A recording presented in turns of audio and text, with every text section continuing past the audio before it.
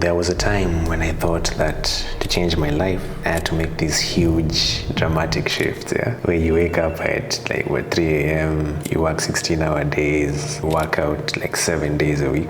Every time I tried to make these massive changes, I'd always burn out and end up right where I started. Then I discovered something game-changing, that small daily habits matter way more than occasional big efforts. So in this video, I'm sharing 15 micro habits that actually improved my life, from productivity, health, to mindset and relationships. And the best part is that you can start doing these things today.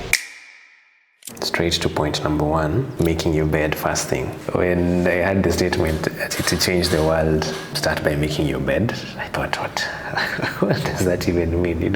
Up until I decided to try it, where every time I roll out of bed, I just take a minute to make the bed, spread the bed. And what this helps me do is start feeling that feeling of accomplishment first thing in the day. You start your day with a win, a quick win, and that sets the tone for the rest of the day. So to make this easier, even before you reach out for your phone, just start by spreading the bed first thing in the day. I promise, it's something so small, but trust me, it makes all the difference. Point number 2, leaving your workspace tidy. I'm a big advocate for having your workspace be neat and tidy, because I feel like when I get to arrange the space how I'd love to find it in the next day, it helps me also when I get to my workspace, I'm already feeling focused on what I should be focusing on for the day. And a quick hack here would be to always have somewhere that things belong. If you have notebooks, they usually go in this certain place. If you have pens and all, they go in this certain place. If you have your gear for the day, like for example, I have cameras, I have lights, everything has its particular place to go to.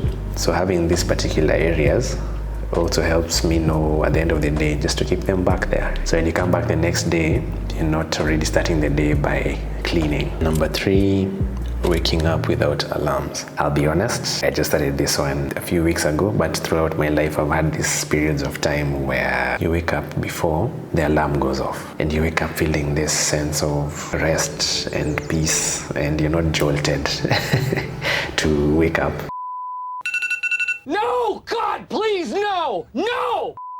Waking up without an alarm allows your body to just reset itself, based on its own rhythm, based on your own circadian rhythm, based on your own sleep patterns. I know it's much easier said than done, but try it out. Go to bed the same time every day and allow your body to wake up when it will. It does something really, really good for you.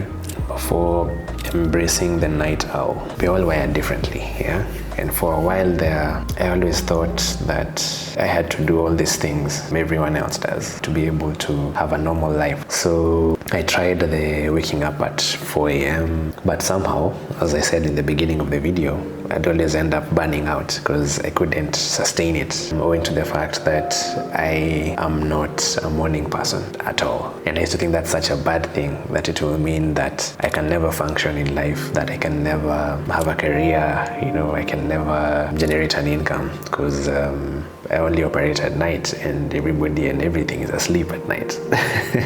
I used to feel so bad about this up until I decided to just double down on it.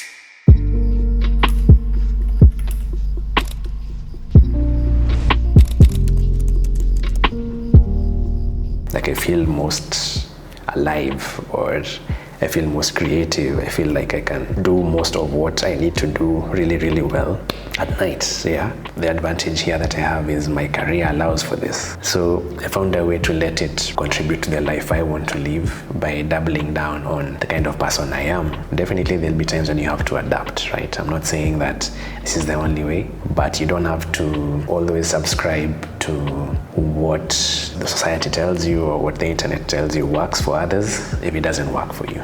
Then number 5, becoming a producer more than a consumer. You know how it really feels when you wake up, you grab your phone, and all of a sudden it's just been 3-4 hours. You go into Instagram, you scrolled, TikTok, YouTube, everything. And then 3 hours later, you're feeling spent, you're just feeling tired already. And this is before your day begins. This year, is where I've decided to double down on basically creating more than I consume. And it feels so liberating. It feels like you're showing up for those dreams you've always had. You're showing up to be the kind of person you've always wanted to be. You're showing up for your goals, your big dreams, every single day, just chipping away at them. And all this, I think, has come from committing to producing more than I consume, putting things out there to the world that I think a younger me would have needed to learn or to hear or to consume and take action on. So it's basically about that, taking action more than consuming about stuff that maybe doesn't have that much impact to the kind of person you want to be or the kind of goals you have, which means that maybe when you wake up every day, you're taking like 30 minutes in the day to look at your life and identify the areas that you want to build. Is it building that business? Is it building your health? You focus your day on that particular aspect rather than consuming what doesn't contribute to that. And this ties very, very well to point number 6, which is invest in yourself. For the last 8 years, most of what I know now is mostly self-taught through just this, like YouTube. I learned design from YouTube, video editing from YouTube, writing from YouTube. I'm learning YouTube from YouTube. It's very easy to say that investing in yourself is difficult because we don't have the time or we don't have the energy or we don't have insert any number of reasons here. But I'm a large advocate of learning and teaching yourself things. It can be from books, it can be from videos, it can be from free courses online. It can be different for everyone. You can divide it into 3 different categories. There's health, there's wealth, there's relationships, right? For your health, maybe you can say investing in yourself here looks like taking 30 minutes a day to move your body. For your wealth, could be building your business, negotiating a raise, be learning a new skill that helps you level up in your career. So investing in yourself here can have so many levels, but it can only happen if you take that intentional time out of the day to try and get closer, even that just small amount, even just that 1% closer to who you want to be makes all the difference in the world. This also ties into number 7, which is reading every day. I used to really struggle to read. Like 2018, I read a couple of books, maybe like 4 books. 2019, again 4 books.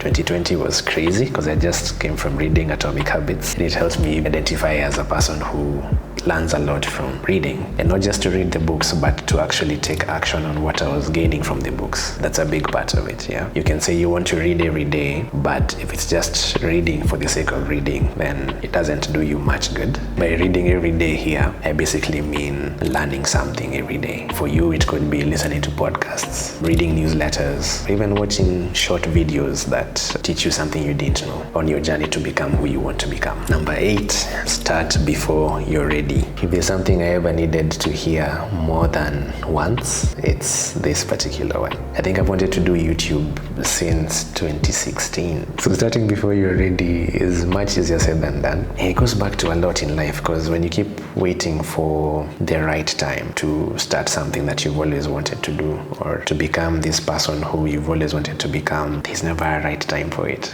It's usually when it's too late that we realize we should have just started at a particular time. So the same way I'm starting this journey where I'm creating more than I'm consuming, doing YouTube more than consuming it, where you're going after this person you want to become before you have all the how-tos in place. The only way to get there is by starting before we are ready. The best time to do it was yesterday. Next best time to do it is right now, like right this moment, like start now.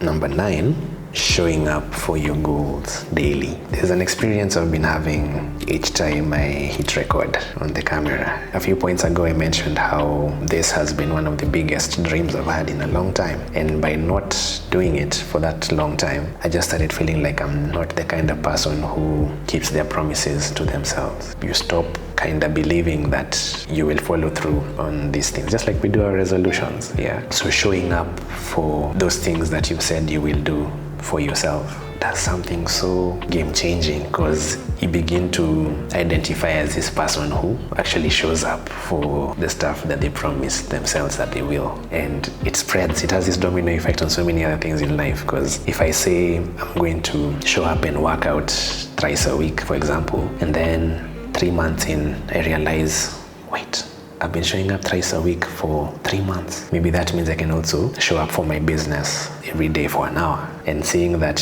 you have this identity of the person who shows up for their promises, it spills over and it helps you even boost up these new things you're trying to achieve. When you show up daily, it also compounds to you believing that you're the kind of person who shows up daily. Yeah, in all the other aspects of your life. Number 10, not checking social media when you wake up. When the first thing I do in the morning is not reach for my phone, I always have this peace to let my mind focus on the things I want to achieve for the day, or just to focus on how I'm feeling, how is my mental health that day. There's just this sense of control where you're not feeling this anxiety already boiling up because you've consumed so much and so many things are being thrown at you left, right, and center that you can't really hear your own mind. You can't hear your own voice at the end of it. Then number 11 is setting an ideal week calendar. So I learned about this from one of the creators I love called Ali Abdal. Why he calls it the ideal week is because you kind of try and put in all these slots of time for the goals you have, the kind of things you want to do in the day, what time you want to sleep, what time you want to wake up. So for example, you take a Monday and you write down, I want to wake up at 8 a.m. Maybe you want to wake up and journal, so you block off the time to journal. You want to wake up and meditate, you put that there as well. Are you a breakfast person? You'll have breakfast between this time and this time. I like to work on client stuff first thing when I wake up. So 11 to like 2:30 is work, right? So you ask yourself all these things. It's like looking at a day in the life of the kind of person you'd want to become, and then you break it down from when they wake up till when they go to bed, and then you put all these slots in your calendar. And it helps a lot because like now in my calendar right now it says I should be doing creative experiments. Look at us.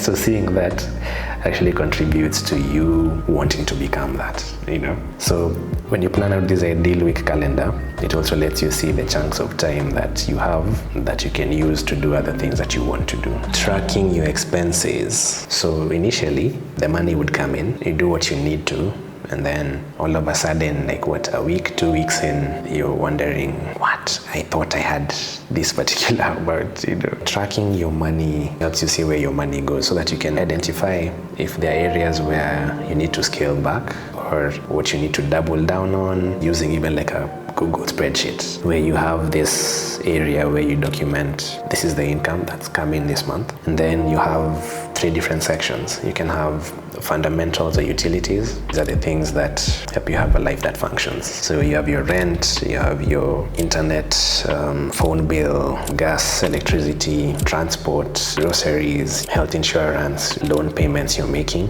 And then you have the second category being the fun category. This is where you have things that you spend on to just enjoy your money. It could be the trips, it could be date night, time out with your friends, buying new clothes, buying new shoes, basically what you consider fun, and you don't feel any guilt spending there. The last category is savings and investments. So this could be things like ETFs, money market funds, an emergency fund, or it could be taking a course, So when you start doing the tracking, it helps you come up with these patterns in order to achieve these long-term goals we all have. It's so important to know where your money goes. Number 13, moving at least 3 times a week. If I don't move my body at least thrice a week, the domino effect is usually a bit crazy, because when I stop exercising, I stop trying to take care of what I'm eating, and that spills over to my sleep, that spills over to my work, my mental health. I've come to realize it doesn't have to mean what I used to think it means. I used to think it meant showing up to the gym and lifting like my career is in bodybuilding or something. That's what I thought it meant to move 3 times a week. But I'm coming to learn that it's so different for so many people, and it really depends on what you can sustain. For some people, it could be playing a sport,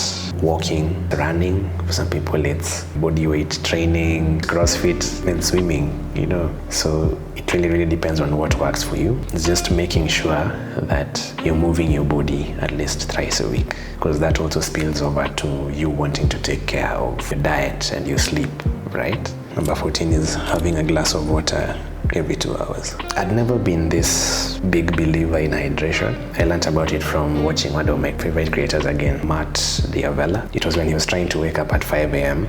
and he'd wake up and first thing he'd do is drink some water. He felt like it woke him up even more. So I was like, okay, cool, let's try this thing. And it became a big part of now my morning routine. Every time I wake up, first thing I do, drink some water. And it has this very, very refreshing feeling, you know? And it's also become how I take my breaks now. Like every 2 hours, I just walk over to my water dispenser and drink some water. How I started it was I had to set these 2-hour reminders on the clock app on my phone to just remind me every 2 hours, drink some water. And now it's gotten to the point where I don't even need the reminders.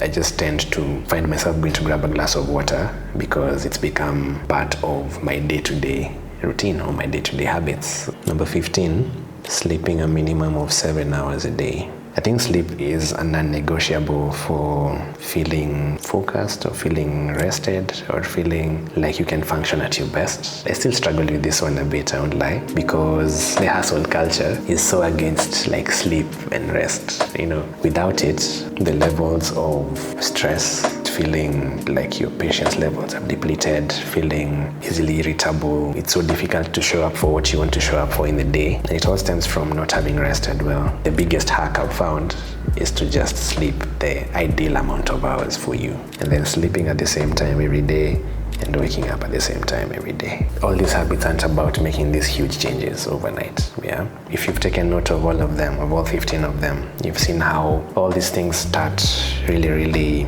small, and then they compound to these big, big, impactful things in your life. Like James Clear said in Atomic Habits, it's about trying to become 1% better at whatever it is you want to achieve, and that compounds into this big, big, big, big difference in your life. So let me know, what are the small habits that you do on the daily that have a big impact in your life? Drop them down in a comment below. And if you want to build better habits around your health, your wealth, your happiness, then subscribe and watch this other next video that I'll leave over here or over here.